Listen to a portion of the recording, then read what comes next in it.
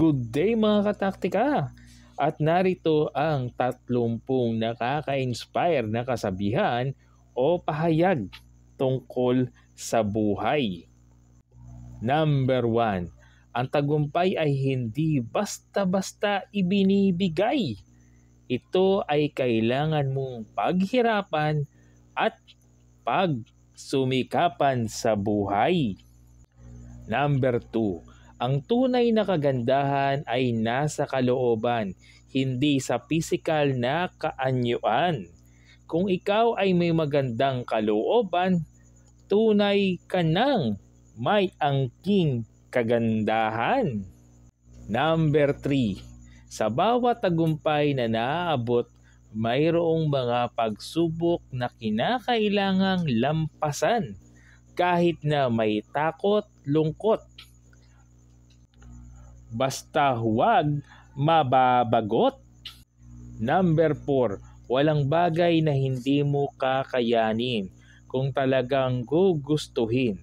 Sa kabila ng pagsusumikap, katapatan, gantimpala ay iyong aanihin. Number 5. Kapag mayroon kang pangarap, kailangan mong magtiyaga at magsumikap. At tagumpay na tunay ang sa iyo ay yayakap. Number 6. Ang iyong kahinaan ay magiging sandata sa magandang kinabukasan kung iyong pamamaraan ay magiging makatao at para sa kabutihan. Number 7. Huwag mong ikumpara ang sarili mo sa iba dahil mayroon ka ring sariling galing, talento, bisa at diwa. Number 8. Ang buhay ay puno ng mga pagkakataon. Kailangan mo buksan ang iyong mga mata para makita ang pamamaraan na sa hamon ay makaahon. Number 9. Ang pananaw mo sa buhay ay makakatulong sa pagpapabuti ng iyong kalagayan.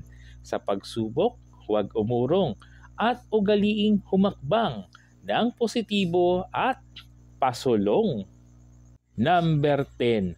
Ang pag-asa ay maaring maging liwanag sa gitna ng kadiliman basta kabutihan ang sa isip na gusto mong malikha. Number 11. Kapag mayroon kang determinasyon sa lahat ng hamon sa buhay, ikaw ay makakaahon. Number 12. Ang pagiging totoo sa sarili ay ang unang hakbang upang makamit ang tunay na kaligayahan. At sa buhay, walang maging panghihinayang. Number 13. Huwag mong isuko ang iyong pangarap dahil ito ang nagbibigay ng saysay sa iyong buhay at gabay upang tagumpay ay iyong malalasap. Number 14. Huwag mong pabayaan ang iyong mga pangarap dahil ito ang nagbibigay ng inspirasyon, motivation sa iyong buhay at sandigan upang mapagtagumpayan ang lahat mong paghihirap. Number 15.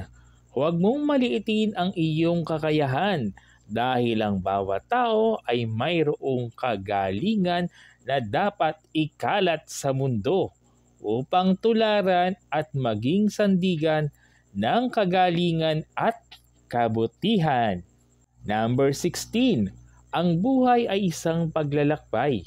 Kailangan mong matuto sa bawat hakbang na iyong ginagawa upang magsilbing gabay sa matagumpay na paglalakbay.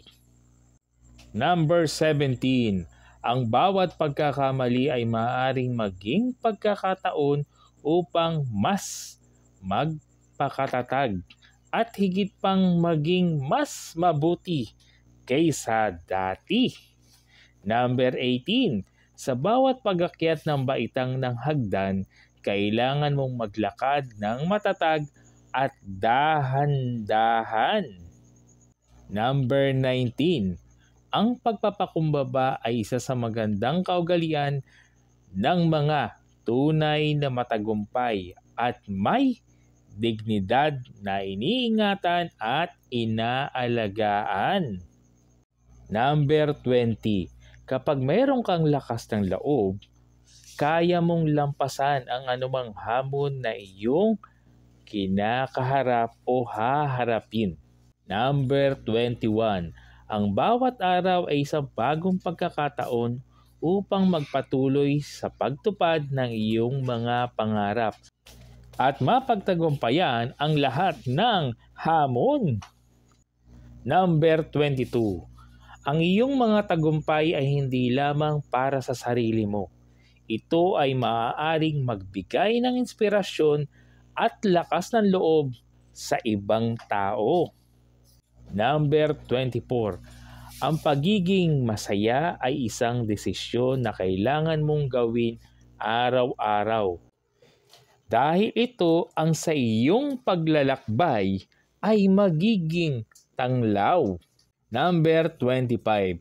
Sa bawat pagkakataon na ikaw ay nadadapa, kailangan mong bumangon at magpatuloy sa iyong paglalakbay dahil higit na mahalaga ang dami ng bilang ng pagbangon kaysa sa dami ng bilang ng pagkadapa.